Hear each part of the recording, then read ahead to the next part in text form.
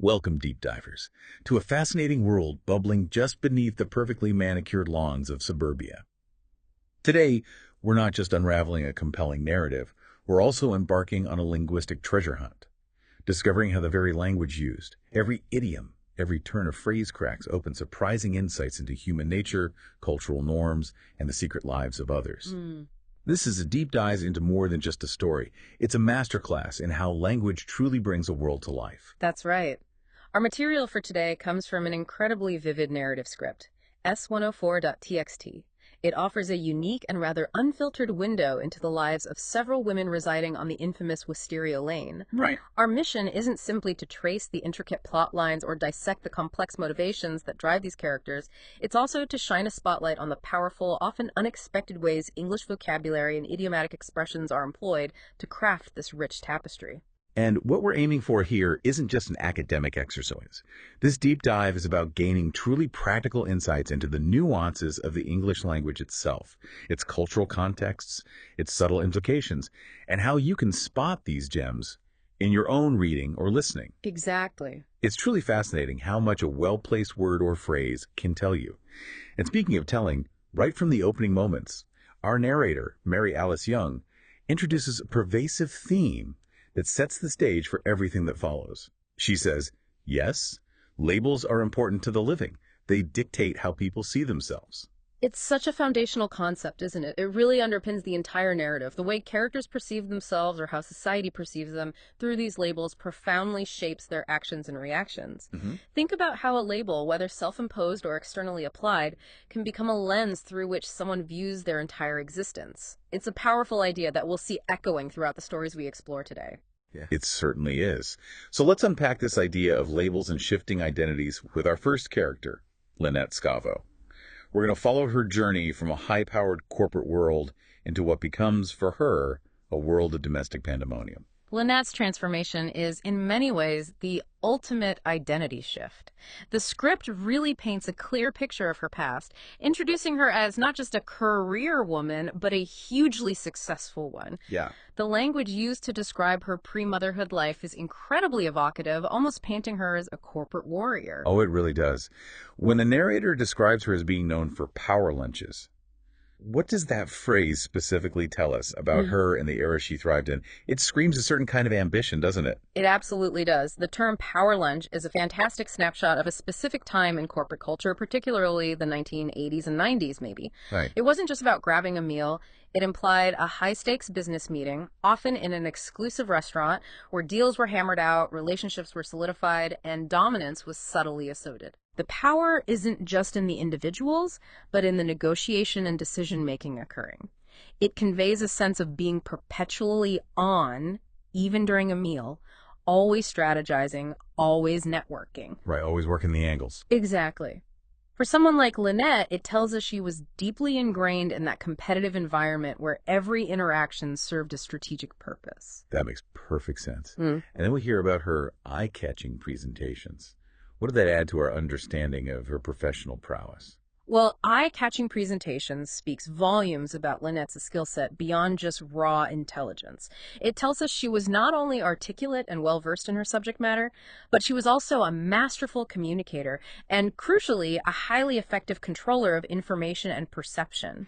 Controlling the narrative. Precisely. She could command a room, structure her arguments compellingly, and perhaps even use visual aids to ensure her message wasn't just heard, but felt and remembered. It hints at a flair for the dramatic, a confidence in her delivery, and a meticulous attention to detail. Traits that would have made her incredibly impactful in competitive corporate environments. It's all about control, precision, and persuasion. And then the final, rather blunt descriptor for her professional persona. Her ruthlessness in wiping out the competition. Now, ruthlessness itself is a strong word, implying no pity, no compassion, a singular focus on winning. Oh, yeah. And wiping out the competition is such a powerful idiom. What does that phrase convey about the business world she navigated and about her character? That phrase, ruthlessness in wiping out the competition, really solidifies her corporate identity. Ruthlessness here isn't just about being tough. It implies a strategic, almost surgical approach to eliminating rivals, a complete focus on victory regardless of the cost to others. Right, total focus. And wiping out the competition is a vivid idiom often used in business or sports, conjuring images of total and utter defeat, leaving no room for rivals to recover. Yeah, obliterating them. Pretty much. It paints a picture of a cutthroat, aggressive business world where only the strongest and perhaps the least compassionate survive. For Lynette, it suggests she wasn't just good at her job.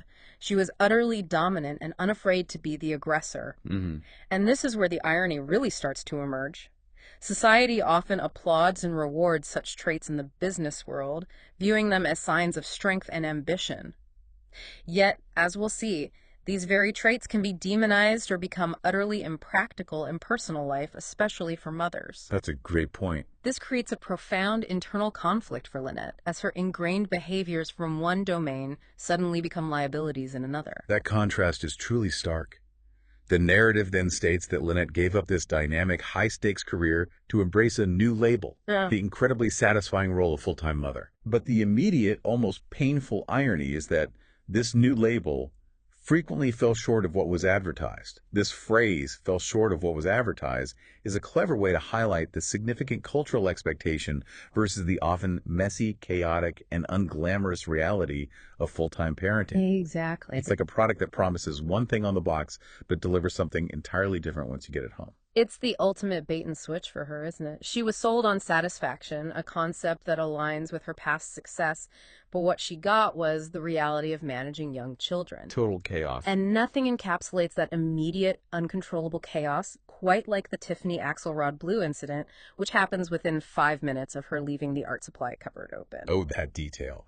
Tiffany Axelrod Blue is such a specific, almost absurdly precise detail, isn't it? It's not just a messy house. It's a child painted a very particular, very expensive-sounding shade of blue.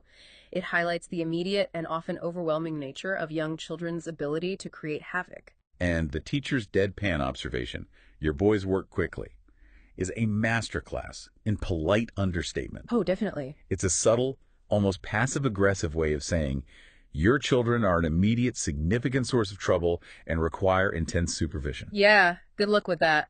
Exactly.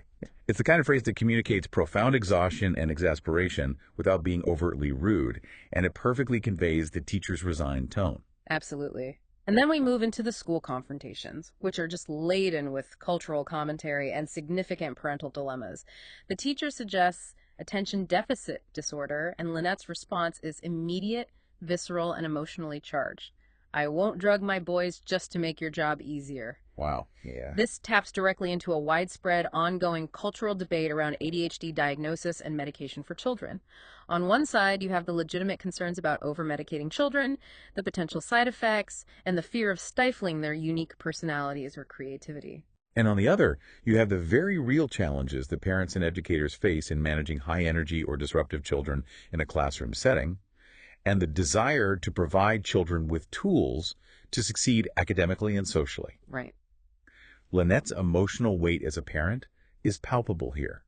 She's not just rejecting a suggestion, she's fiercely protecting her children from what she perceives as an easy out for the teacher, rather than a genuine solution for her boys. It's a clash of perspectives that many parents can deeply empathize with. And the teacher's further observation that the boys are calmer when they're not bouncing off one another offers another great visual that many parents instantly recognize. Oh, bouncing off one another, yes. It perfectly captures the wild, untamed, almost kinetic energy of rambunctious children. It implies a lack of personal space, constant physical interaction, and a certain chaotic synergy that can quickly escalate. Yeah, I know that energy. It's a very common, almost visceral phrase used to describe children who are hyperactive or can't sit still, especially when they're together. When applied to twins, it suggests a compounded, almost inescapable energy. So the suggestion is to separate the twins. Right, which is a well-known strategy to mitigate that intense, often escalating dynamic. This all leads to Lynette's profound internal struggle, which she powerfully articulates to her husband. "I used to run a company with 85 people, and now I can't wrangle 3 small boys without doping them." That line is just devastating, isn't it? It really is. The term wrangle is particularly interesting here. It usually applies to herding animals, like cattle or horses. Yeah, like cowboys. Exactly. And its use here, humorously yet tragically, underlines the immense difficulty Lynette is having controlling her children. She sees them as almost wild, untamed forces she can't master. Hmm. And doping them is a colloquial, almost accusatory way of saying medicating them, implying a desire to sedate rather than treat, stripping them of their individuality. Right, it's loaded language. This stark contrast between managing a large structured corporation and struggling to control her own children perfectly illustrates her feeling like a failure. Her identity as a highly competent, successful individual is being profoundly challenged in a way she never expected. Yeah, the skills just don't transfer, do they? Not at all. The very skills that made her successful in the corporate world, control, planning, strategic thinking, are utterly useless here. And her husband's polite but honest assessment. Your kids are a challenge. That's another excellent example of an understated phrase. Definitely diplomatic. It's a gentle euphemism for, your kids are incredibly difficult, perhaps even badly behaved, and require immense effort to manage. It's the kind of phrase a teacher or a babysitter might use when they're trying to be diplomatic, but are secretly tearing their hair out. Uh-huh. Try not to offend. It allows for a degree of social politeness while still communicating a very real, very difficult truth. It absolutely conveys that underlying struggle without being overtly critical. But the emotional core of Lynette's decision-making and what really makes her relatable is truly encapsulated when she says, I'm afraid if I change the bad stuff, I'm going to change the good stuff. Ah, yes. The leaking mug. Exactly. This sentiment is beautifully exemplified by the leaking mug. She holds up a mug her children made for her, saying, I love this mug. It's leaking. And her husband confirms, yeah, I know. It's a tough call, as her husband says. The leaking mug is a poignant, if slightly tragic, metaphor for her children and for parenting itself. It's imperfect, a bit messy, just like her boys, but it's also filled with love and uniqueness, the good stuff. Yeah. It highlights the perceived trade-offs in parenting decisions, the profound fear that by fixing the challenging, chaotic aspects of her children's behavior, she might inadvertently diminish their creativity, spirit, or individuality. The things she loves about them. Exactly, the very qualities that make them lovable and unique. It's a sentiment, this dilemma between conformity and individuality, that many parents can deeply relate to. It's a universal fear that striving for perfection might erase what makes something truly special. Ultimately, Lynette makes the decision to forego medication for her children. And, rather humorously, the narrator concludes this section by describing her turn to a bit of self-medication. Yes, a relatable moment for many, perhaps. In this context, self-medication is a colloquial and often humorous term that suggests using something like alcohol, comfort food, or another non-prescribed substance to cope with stress or emotional distress. Right, not necessarily a medical thing. Exactly. It usually implies a temporary personal solution rather than a medical one, often with a slightly indulgent or mischievous connotation, highlighting her continuing frustration and the need for her own coping mechanism outside the traditional medical route.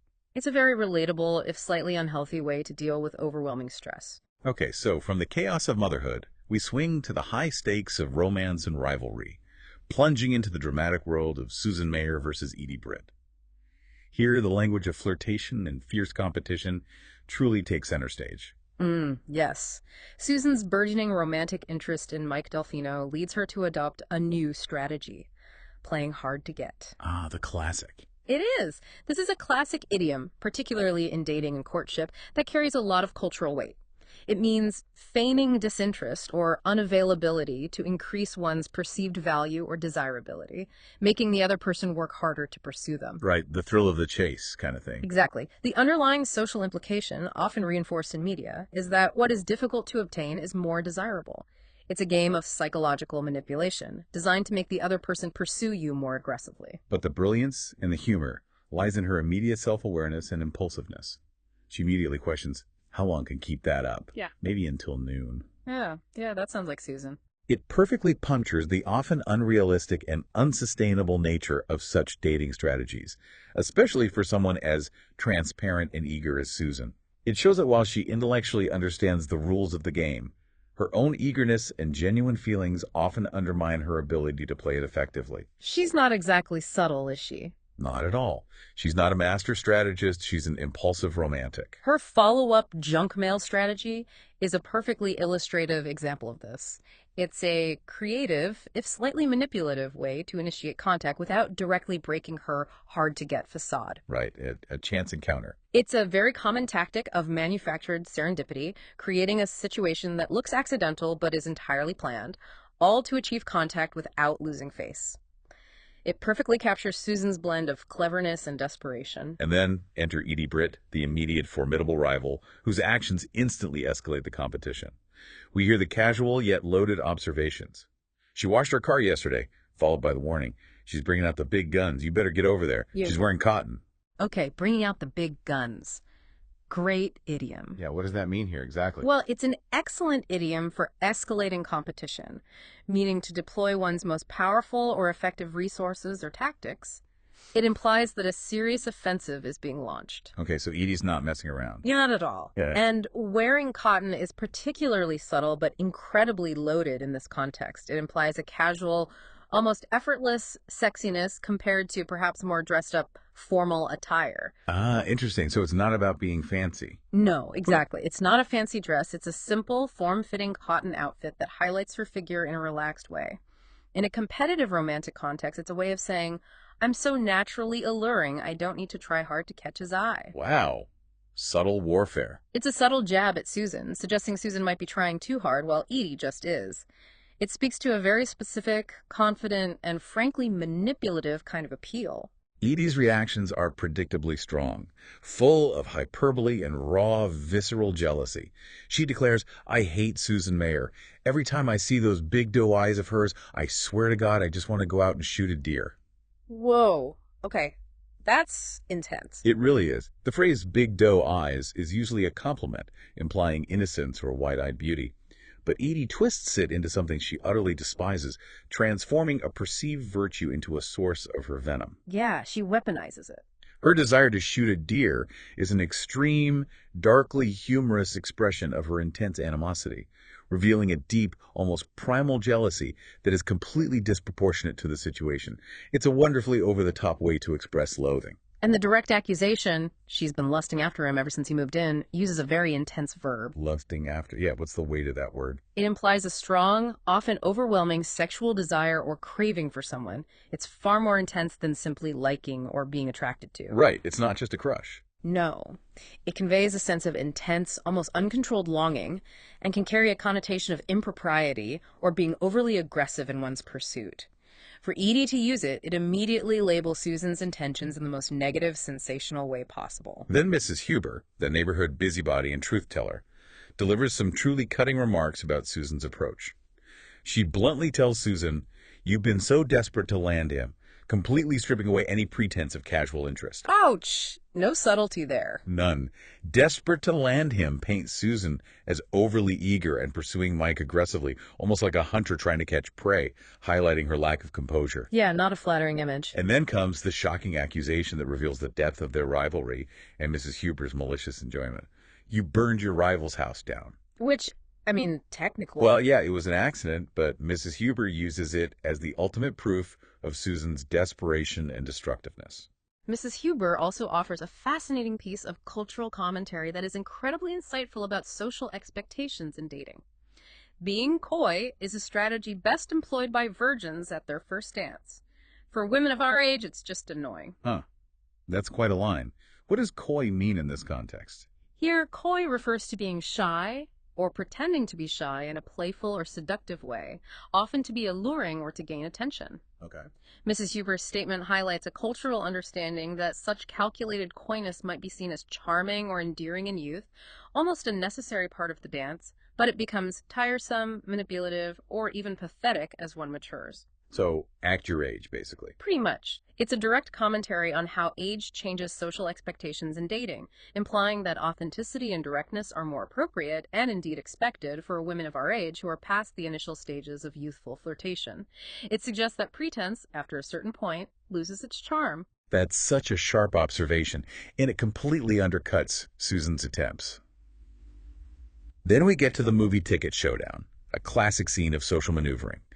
Mike offers Susan tickets to a Billy Wilder retrospective, and Susan is initially delighted, saying, I'd love to go.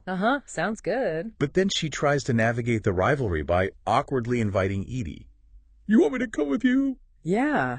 Oh, Susan. This is Susan's desperate attempt to show goodwill and perhaps appease Edie, even though it creates an immediate, incredibly awkward situation for Mike. And Mike, ever the gentleman, quickly but politely deflects by stating, well, it's a limited engagement, and it's sold out. I've only got 2 tickets. Ah, the classic excuse. It is. This is a classic social maneuver to gracefully avoid an awkward situation without directly offending anyone.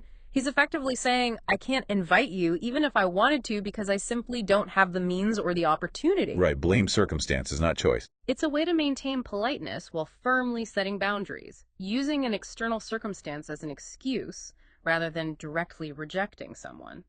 It's a useful phrase to remember for your own social interactions when you need to politely decline. Edie, sensing the truth and brimming with bitterness, reacts cuttingly. Boy, you are one sick ticket. Sick ticket. Okay, what does that mean? Is that common?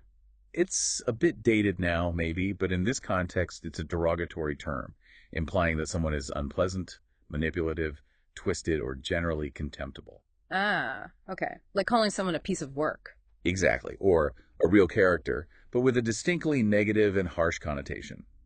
Edie is essentially calling Susan a messed up, devious person for trying to include her in what she perceives as a romantic setup. It's a very direct, insulting way to convey her disdain. And Susan's ultimate sacrifice, offering, you should take my ticket, truly highlights her desperation to appease Edie and, by extension, secure her own relationship with Mike. Yeah, giving up her own date. It shows a profound willingness to put her own desires aside for the sake of potential future harmony or to remove Edie as an immediate obstacle. It's a moment of significant self-denial for Susan, driven by fear and her longing for Mike. Okay, from the romantic battleground, we shift to the intricate web of deceit woven by Gabrielle Solis and the ensuing suspicions of her husband, Carlos. This is where language is used to conceal, to mislead, and ultimately to unravel. Right. Gabrielle's illicit affair with John is initially described in a way that suggests profound relief for her as a vacation from the world.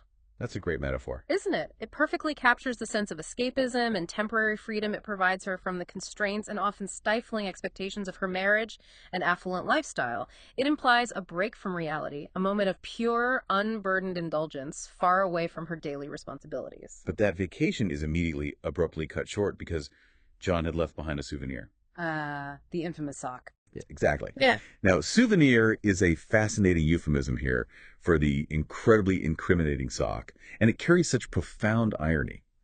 A souvenir is usually a pleasant memento, something you deliberately keep to remember a happy trip or experience. Yeah, something you want to find. Right. In this context, it's a direct, undeniable, and deeply incriminating piece of evidence that shatters her peaceful vacation from the world and pulls her crashing back to reality. It's the opposite of what a souvenir should be, and the humor lies in that bitter irony. Carlos's discovery of the man's sock under the bed is, as you can imagine, the absolute catalyst for the unfolding drama and Gabrielle's frantic, desperate attempts to cover her tracks. The excuses. Her subsequent excuses are quickly and hilariously outlandish, revealing the sheer panic she's in. She claims, oh, for God's sakes, Carlos, it's Yao Lin's, referring to their maid. And when Carlos, quite reasonably, points out, our maid wears size 13 gym socks, she pivots to the utterly absurd, no, she dusts with them. She dusts with them. No. The visual of socks instead of rags is just priceless, isn't it? Yeah. It highlights the sheer desperation and absurdity of her lies, her frantic, illogical improvisation under pressure. It's pure panic mode. It's a moment of pure comedic brilliance, but also a stark illustration of how quickly deceit can lead to ridiculous scenarios. And this absurd deception leads directly to the cable guy incident, a misguided defense of honor that takes a dark and problematic turn. The narrative recounts his late arrival, John's exit from the house, and then the cable guy accidentally falling and hitting his head. Right. Terrible timing. Carlos's immediate baseless suspicion leads him to confront John. Did my wife ask you to lie for her? And John's evasive response, I really don't want to get in the middle of anything, is a very common phrase. It truly is. I really don't want to get in the middle of anything. What's the function of that phrase? Well, it's a classic way to express a desire to avoid involvement in a conflict or awkward situation, particularly when one has information that could implicate someone. Right. Pleading neutrality. Exactly. It's a plea for neutrality, often used when someone feels caught between two difficult parties and wants to avoid taking a side or facing repercussions. It's a universal expression of self-preservation in the face of escalating drama. Makes sense. Precisely. But Carlos, mistakenly believing the cable guy is Gabrielle's lover due to his presence and John's evasiveness, violently attacks him, thinking he is defending his honor. Ah, that old concept. It's a deeply ingrained cultural concept, particularly in some societies, where a man's honor is tied to the fidelity of his wife, and any perceived transgression can lead to extreme, sometimes violent reactions. The shocking turn comes when the cable guy, after being assaulted, reveals, "Are you gay?" "Yes." "Is that why you're doing this?" Total misidentification. Completely. This immediately exposes Carlos's mistaken assumption and highlights the deep-seated prejudice and homophobia informing his actions. It's a pivotal moment, showing how assumptions and perceived threats to honor can lead to deeply misguided, discriminatory, and harmful acts. The source portrays Carlos grappling with the consequences of his own biased interpretation of events. And then there's the humorous yet truly revealing dialogue about trimming more than the hedge.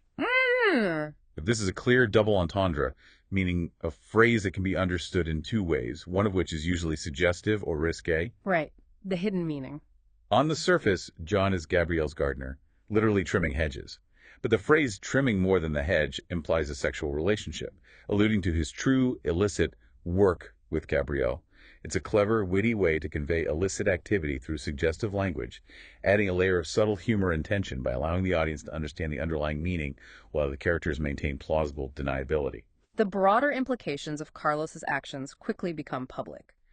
A news report states that Royal Oaks was the scene of a hate crime today, identifying the victim as Jonathan Lisco, local gay activist and part-time female impersonator, and speculating his attack was in response to his efforts to secure same-sex partner insurance coverage from his employer, Cliffside Cable. Which is the cable company. Right, the cable company. This brings in serious societal issues, hate crime, and LGBTQ plus rights, and juxtaposes them directly with the intensely personal drama of Gabrielle's affair. That's a significant connection the show makes. Yes, and the source uses this news report to highlight how personal actions, driven by misinformation and prejudice, can have wider public consequences, connecting the private to the political sphere without taking a side. It's just reporting what's in the source material. It's a moment where the personal truly intersects with the political. And Carlos's internal struggle and denial are palpable in the wake of this public revelation. He asks Gabrielle, "Is there something you want to ask me?" And she, perhaps sensing the danger, responds, "No," followed by his own suspicious, guilt-ridden query, "You took it, didn't you?" He suspects something's still off. This dialogue shows Carlos grappling with the enormity of his actions, trying to reconcile his perception of his honor with the public fallout and his own underlying, gnawing suspicions about Gabrielle's infidelity. He's caught in a web of his own making, and the language reflects his internal torment and desperate search for answers or justifications. Okay, our deep dive now pivots to the central, overarching mystery of the narrative. The unfolding Mary Alice mystery, where layers of lies, the power of labels, and the shadowy presence of a lurking enemy all converge to create the underlying tension of the show. This section brings us full circle to Mary Alice's narrative voice from the very beginning. She states, "Yes, labels are important to the living. They dictate how people see themselves." This resonates so deeply with Lynette's earlier struggle with her mother label, and it tragically foreshadows how Mary Alice herself grappled with a hidden identity.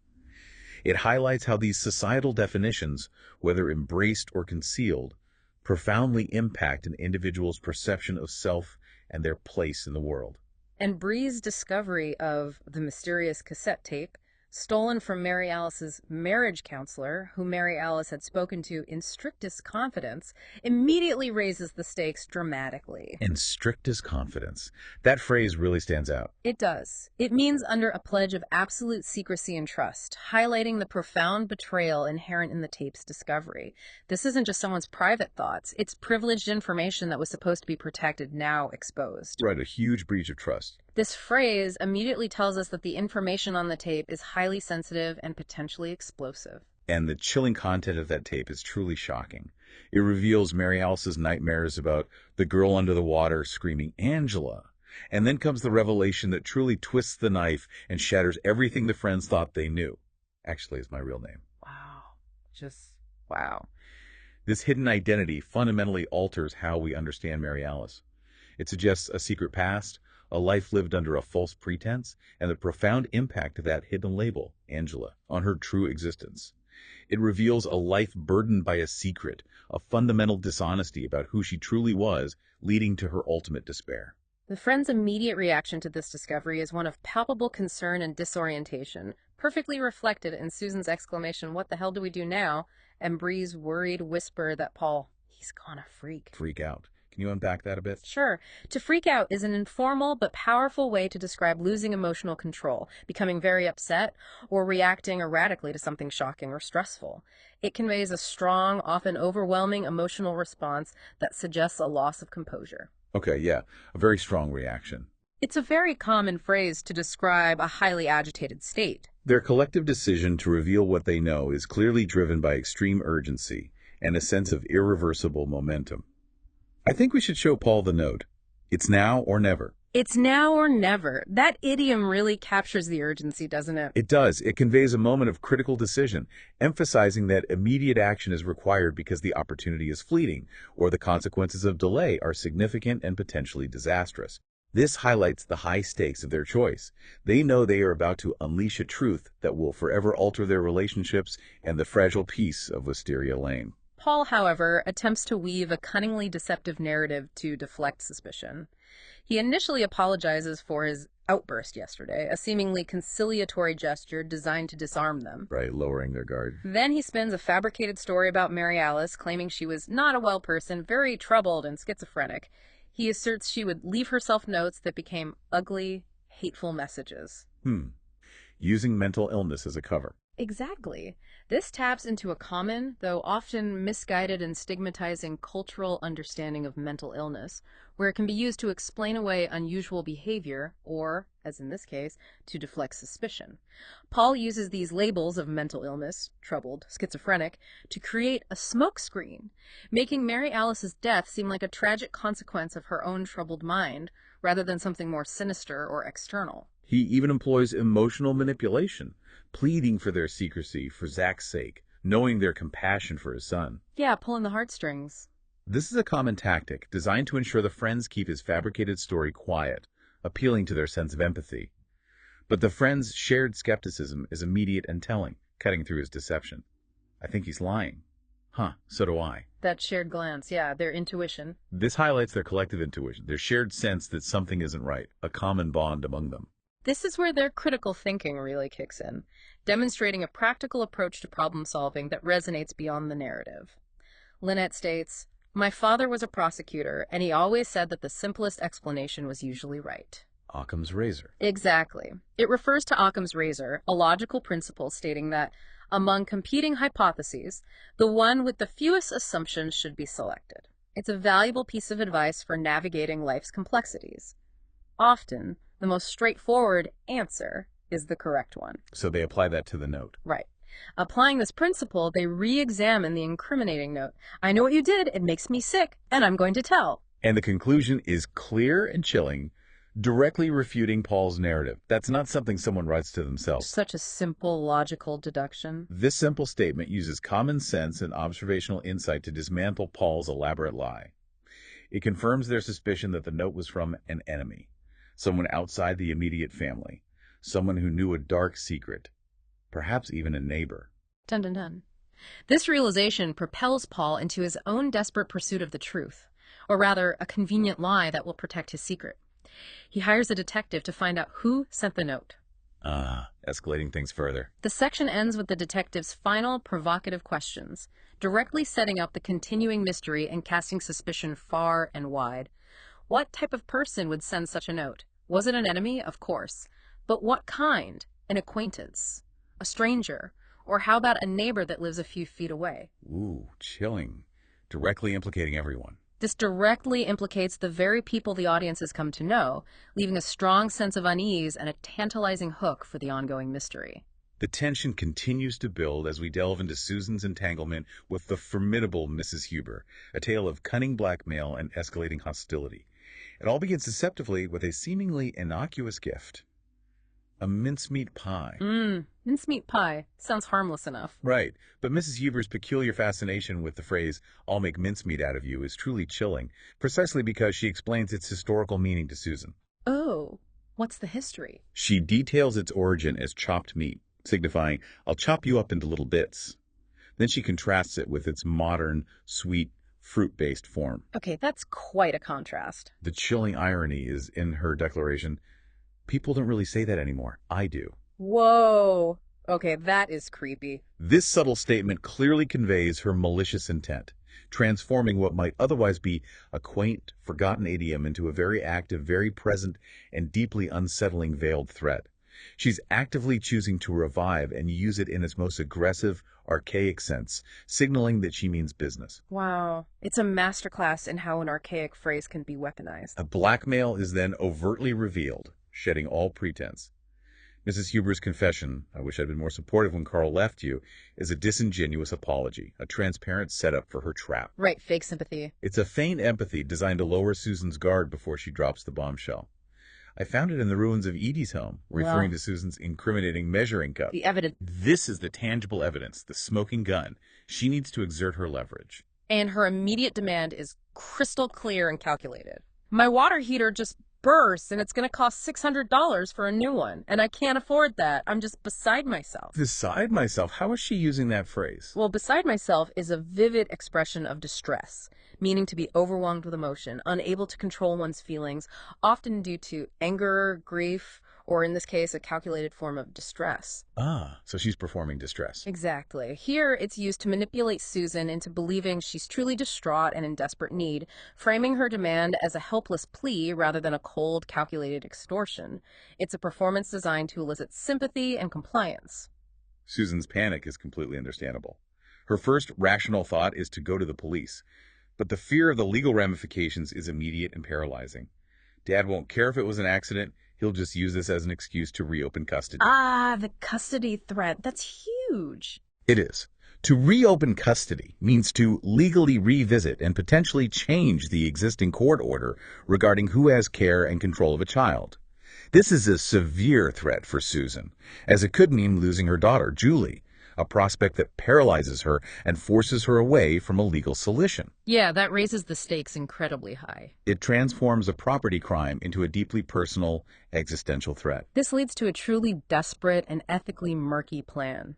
Susan turning Julie into a little thief to retrieve the cup through the doggy door. Oh dear, involving the daughter. It's an act she struggles to justify, attempting to rationalize it with, "It's our cup, we're just taking back what's ours. That's right, ethically, we have nothing to be ashamed about." Try and make it sound okay. This reveals her struggle to rationalize clearly unethical behavior, twisting the narrative to alleviate her own guilt and perhaps to convince Julie. She's attempting to assert a moral high ground for an act that is, by definition, theft, highlighting the moral gymnastics one performs under duress. The Frisbee distraction is a wonderfully humorous yet tense moment. Yeah, the mother-daughter caper. It's a collaborative effort between Susan and Julie to create a diversion, a deceptively innocent game played out in the garden to cover up a clandestine operation. It highlights their close bond and shared desperation, turning a high-stakes moment into a darkly comedic scene. But Mrs. Huber's demands, predictably, only escalate, fueled by her continued financial leverage and her growing confidence. She states, "That insurance company is putting Edie through hell. The longer it takes for her payment, the longer she'll be staying with me, eating me out of house and home, using up my hot water." Eating me out of house and home, that's a common one. It is. It's a common idiom meaning to consume a lot of food and resources, usually to the point of being a significant financial burden on the host. Right, like teenagers sometimes do. Exactly. In this context, it's Mrs. Huber's exaggerated way of saying Edie is costing her a fortune, thus providing a cynical justification for her escalating demands from Susan. It's an expression often used by exasperated parents, but here it's used with a sinister undertone of calculated leverage. This finally pushes Susan to her breaking point, her patience utterly exhausted. "What exactly is it you want from me, Mrs. Huber?" And her declaration of hatred is raw, unfiltered, and deeply personal. "Your piece of work, do you know that?" Piece of work. We heard sick ticket earlier, similar vibe. Very similar. Piece of work is a derogatory term, often used with sarcasm, to describe someone who is difficult, annoying, manipulative, or morally questionable. It implies they are a troublesome, complex individual in a negative sense. Okay, got it. And then the truly visceral declaration that reveals the depth of Susan's animosity. When I run into you on the street, I say, "Good morning, Mrs. Huber," or "How are you, Mrs. Huber?" Just know that inside I'm quietly but decidedly hating your guts. Wow, hating your guts, that's strong. Extremely strong. It's an expression of intense dislike, bordering on loathing and visceral disgust. It conveys a deep, almost physical animosity that goes far beyond simple annoyance, highlighting the profound bitterness and resentment Susan feels. Yeah, no holding back there. It's an expression of pure, unadulterated hatred. And Mrs. Huber's chilling response, delivered with a smug satisfaction, careful dear, let's not say things we'll live to regret, acts as a stark foreshadowing of future conflict and suggests that Susan's open hostility will indeed have dire consequences. Ominous. It's a veiled threat, implying that Mrs. Huber holds more power and more secrets than Susan realizes, setting the stage for future, darker confrontations. Our final deep dive takes us into the stormy, often painful relationship between Bree Van de Kamp and her rebellious son, Andrew. It's a powerful narrative of defiance, desperate maternal acts, and the painful process of a family fracturing and, perhaps, slowly trying to heal. Andrew's defiance is immediate and sharp, clearly born from deep emotional turmoil. He informs Bree, "Dad didn't come home last night. They had a fight. A bad one, like divorce court bad." Divorce court bad. That's such a great phrase, so descriptive. Isn't it? It's informal but incredibly impactful. It immediately conveys the severity and acrimony of his parents' argument, suggesting a level of conflict that goes far beyond typical marital disputes, implying irreversible damage and the real possibility of legal separation. Yeah, paints a very clear picture. It's a concise way to communicate extreme marital discord without needing to spell out all the details. Bree, ever the perfectionist obsessed with maintaining appearances, attempts to cover for Rex with a fabricated story. He got a last-minute call to speak at a medical conference in Philadelphia. The perfect excuse for Bree. Plausible, professional. Exactly. It's perfectly aligned with the image she wants to project. But Andrew, having already done his own detective work, quickly exposes the lie. "I called Dad's cell phone. I know he moved out." Boom. Sees right through it. He does. Andrew's retort, "Just because I don't share my problems with you doesn't give you the right to be rude. How about driving my father away? Do I get to be rude then?" Is particularly biting and insightful. Oof. Turning it back on her. He strips Bree of her moral authority, implying that her own actions, specifically, her perceived role in driving his father away, a phrase that assigns blame for the marital separation, disqualify her from lecturing him on behavior. Right. Challenging her right to judge him. It's a direct challenge to her parenting, her perceived hypocrisy, and it squarely places the blame for the family's problems on her shoulders, using her own standards against her. This leads to Bree's truly shocking and desperate method of finding Andrew going to a strip club. Which is not very Bree-like. Not at all. The atmosphere of the club is immediately conveyed through the casual objectification portrayed by the sounds and calls. "Wolf whistle, shake it baby, and over here." Yeah, setting the scene quickly. These are common dehumanizing calls directed at performers, emphasizing the commodification of their bodies in that environment. They highlight the transactional nature of the space where individuals are reduced to objects of entertainment. Bree then publicly humiliates Andrew.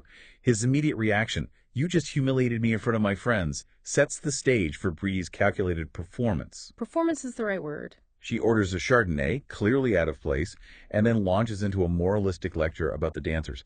That's someone's little girl. And that someone probably had a lot of dreams for her. Dreams that did not include a thong and a pole. Oh, Bree, so judgmental. This highlights Bree's deeply ingrained judgmental and classist undertones. She projects her own middle-class values and expectations onto the dancers, creating a speculative, tragic backstory for them involving abject poverty, drugs, domestic violence, maybe even molestation. Wow, laying it on thick. These are, of course, serious social issues, but Bree uses them here not out of genuine empathy, but as a shock tactic to manipulate Andrew. She aims to shame him by linking the dancer's plight to what she sees as Andrew's moral failings, using these profound societal problems as a cudgel rather than an invitation to understanding. Her ultimate accusation against the dancers, and by extension the environment Andrew is in, is equally loaded and dehumanizing.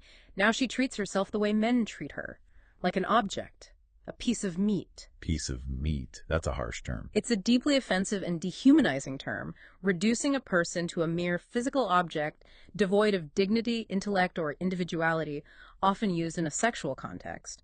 Bree uses it to condemn the dancer's profession and, by extension, Andrew's presence there, equating it with treating women as mere commodities, stripping them of their humanity. Yeah, it's a powerful, if morally problematic, rhetorical device she employs. The bouncer's reaction to Bree's moralizing outburst is swift and practical. That does it. Kid, get her out of here. She's killing it for the rest of us. Killing it. What does that mean here? Ruining the mood? Exactly. Killing it in this context is an idiom meaning to ruin the vibe, the atmosphere, or even the business by being disruptive, offensive, or otherwise driving away customers. Bree's holier-than-thou sermonizing is literally ruining the club's business and disrupting its operations, an ironic consequence for her moral stand. Despite the public spectacle and the underlying conflict, there's a discernible movement toward reconciliation between mother and son. Bree makes a genuine apology for lying about Rex, acknowledging, "I shouldn't have lied about your father. You two are old enough to handle the truth, and I'm sorry." That's a big step for Bree, admitting she was wrong. It is. However, Andrew's anger remains palpable, deeply rooted, and not easily appeased. I'm mad at you for about 7,000 other things.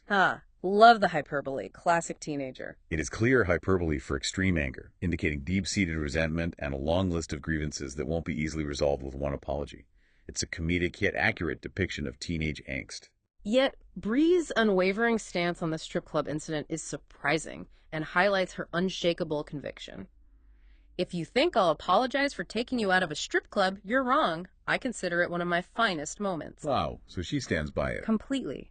This demonstrates her profound belief that, despite the unconventional and humiliating method, her actions were ultimately for Andrew's good, driven by maternal love and a strong moral compass, even if her execution was deeply flawed.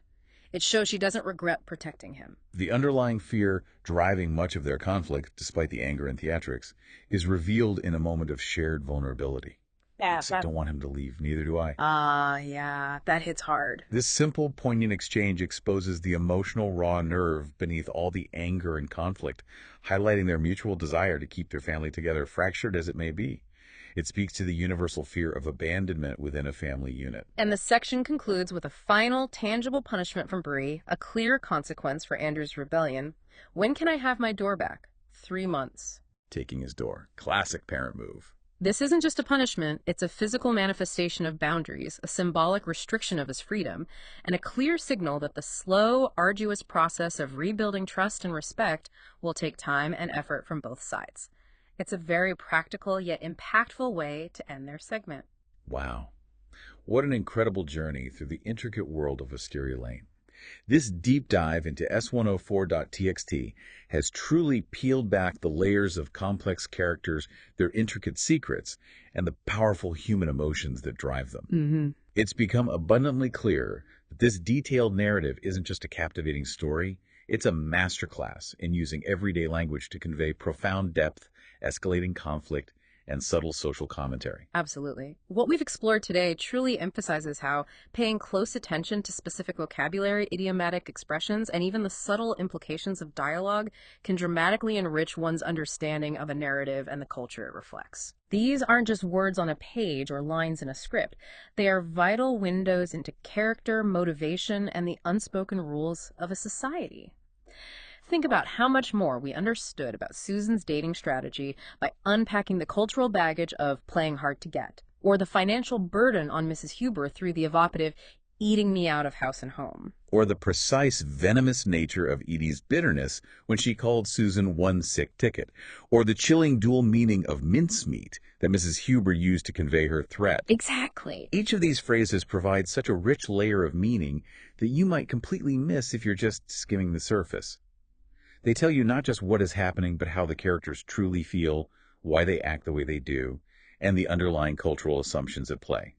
They are incredibly useful tools for writers, and equally useful for you, the listener, to decipher the world around you. Indeed. The script expertly uses these linguistic tools to build tension, inject humor, and reveal character in ways that simple, literal language simply couldn't. It allows the writers to communicate so much with so few words by relying on our shared cultural understanding of these idioms and phrases. Yeah. And this isn't just for fictional narratives, it's a skill you can apply everywhere. So as you navigate your own daily conversations and observe the narratives around you, whether in your favorite shows, the books you read, or even the real-life interactions you have, how often do you truly deep dive into the language being used? Good question. What hidden meanings, cultural insights, or unstated intentions might you uncover if you started to listen or read just a little more closely for those specific, vivid details that we've unpacked today? There's always more beneath the surface waiting to be discovered if you just know how to listen for it.